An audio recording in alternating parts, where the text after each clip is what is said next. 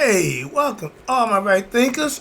Thanks for tuning in to check out your boy, P-Funk. Thinking right out here in the lab where I do what I do for you. I want to get a quick lesson in on what is meditation. Excuse me. Alright, so that's what this lesson is going to be about. We just got finished the lesson meditation. Just want to piggyback off it, give it a better breakdown, hopefully a better understanding. So that's what I'm doing this lesson for you. I get back to my Maya philosophy lesson. But let's go. Rightism, 25 rules to live by. Storytelling, story with a message. There's a message in the story for life. I give you life lessons. You tune into receiving them. I appreciate you. We got a good thing going. Let's do what we do. Right thinking mission. That's what I'm on. It's to enlighten, inspire, educate, and motivate you, the individual, to a higher spiritual level of enlightenment. Right thinker's way of life, through mental and spiritual discipline, practice daily, will help and guide you to attain your goal of reaching spiritual enlightenment, aka know thyself. My mission is that all right thinkers know thyself. If you're a right thinker, your goal is to know thyself. You see where we're going with this? Let's get that together. So I asked the question, do you know you? You will when I'm through. It's rhetorical, but if you know how to answer for yourself, tune in. I can help you with that. That's what I do. A person who knows not and knows not that they know not is foolish. Disregard them. A person who knows not and knows that they know not is simple, but you can teach them. That's why I do what I do for you. Appreciate you too. Stay tuned. I got more for you. A person who knows not and believe and think that they know is dangerous, avoid them. I do. A person who knows and knows not that they know is spiritually asleep. I can awaken them. I'm the spiritual alarm clock here to wake you up with knowledge of self. That's what I do for you. A person who knows and knows that they know is wise. Follow them. All these persons reside in you. Right thinkers, know thyself. And to Maya, be true. I'm going to break down. I got a page and a half worth of information. It should be a quick lesson, but hopefully get a better understanding of what is meditation. Right thinkers, let's go. Meditation may be thought of or defined as the practice of mental exercise, thinking, and disciplines to enable you, the aspirant, to achieve what? Total control over your mind. Specifically, how to stop the unnecessary vibrations of the mind due to unwanted thoughts, imaginations, etc. Meaning, they say the phrase, an idle mind is a devil workshop. If your mind ain't busy on something, it'll get busy on something else. Why? It'll give you something else to think about or to do that's going to take it off its course, so to speak. So, just as the sun is revealed when the clouds disperse, so too the light of the self is revealed when the mind is free of negative thoughts, misguided imaginations, bad ideas, delusions of grandeur, gross emotions, sentimental attachments. Oh man, Jesus. All that stuff goes on in the mind that you don't even pay attention to, but these are all aspects of your character that you can control if you understood or knew about them. The self, your true identity, you, is visible to what? Your conscious mind. You have to become conscious. The mind and your nervous system. That means the brain stems down to the spinal cord. Oh, that's connected. That runs inside the body. They are instruments of what? Yourself. Which is uses to what? To have human experiences in the realm of time and space. I keep trying to point out to you, we are spiritual beings internally, having a human experience. We're physically in the flesh, in which, again, which has created in much the same way as a person who falls asleep and develops what? An interior dream world out of what? His or her own consciousness. What they're trying to tell you is we are part of God's dream. He's in the dream state. We just part of it, having the individual experience. Him having a bunch of experiences of himself through him experiences. That's what we're here for. To what? Come here, have a human experience, enjoy yourself, have fun, know who you are, and go back home. This is a loner. Again, our spirit is on loan. But it is that unconscious. Watch this. It is the unconscious and your subconscious levels where what? Where the most intensive work of yoga really takes place. Why? Because it is there that the conscious identification of a person creates their impressions in what? Their own mind, where desires that's based on these impressions develop. Depending on what you think, that's what it's going to be. Now, it is these desires, again, that keep you, the aspirant, what? Involved in this realm of time and space, or it can free the aspirant from this world of time and space if what? If they are supplemented into your spiritual desire for enlightenment. If you're just here for physical desire and pleasures, you're not going to aspire to be better. You're not going to aspire to want to know yourself. You're not going to aspire to be your best self. You're just going to have fun, and yeah, that was fun. You'll be back. That's called reincarnation.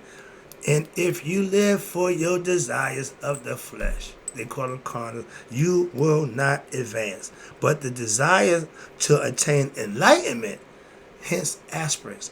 An aspirant is somebody who aspires to do better, who wants better for themselves. Hence, that's why you're aspirants. And when the desire to attain enlightenment, when it's not viewed, this is not viewed in the same manner of what? Your ego-based desires. You could care less about being enlightened when you getting what you want, monetary gains, pleasures of the flesh, and all the other stuff that you like, monetary. You ain't caring about enlightenment. You ain't caring about knowing God. You ain't caring that stuff don't mean nothing.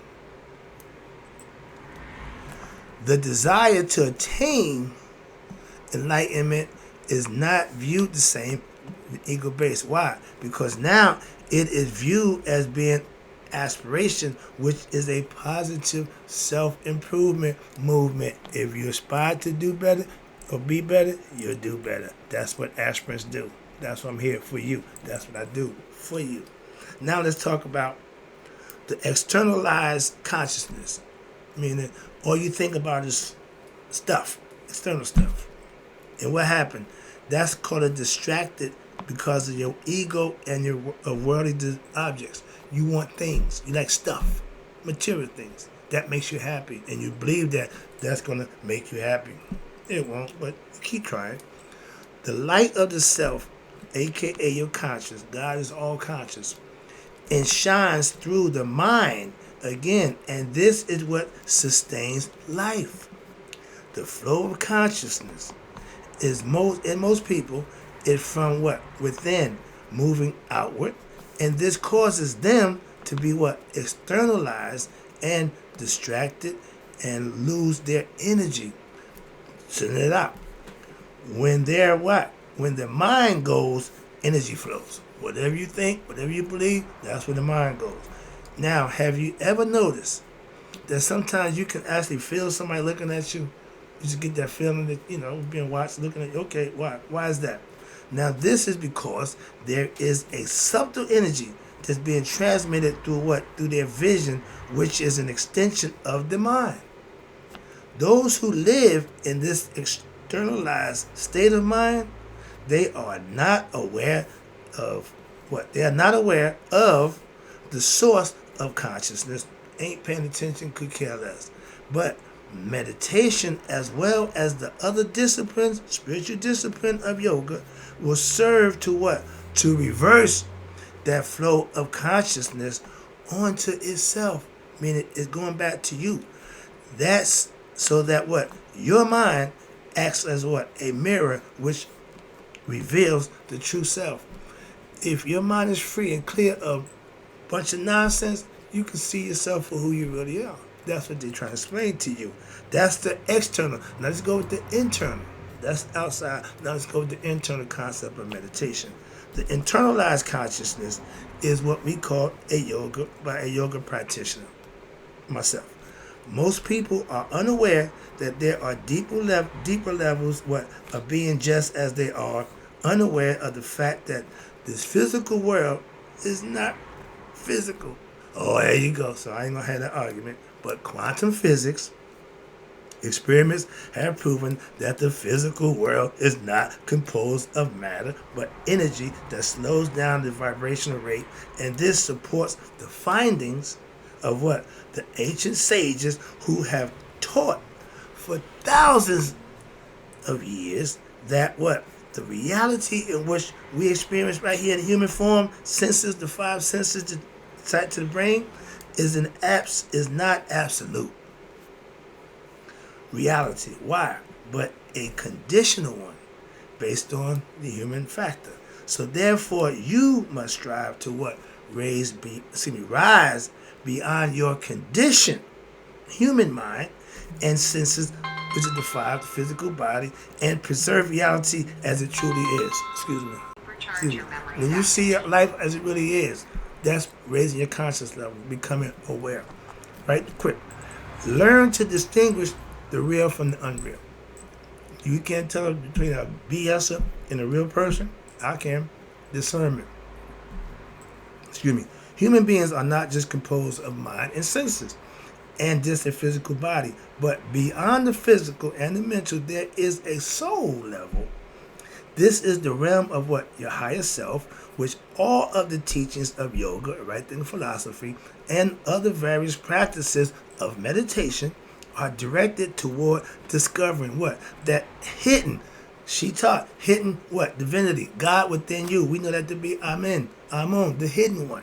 But we teach you how to find him for yourself. And this hidden aspect of ourselves, which is beyond the thoughts as known as Amun, Asa, or Amenta, and in the Egyptian system of spirituality, and he is known as Brahman in the Indian Veda philosophy. Everybody has one again.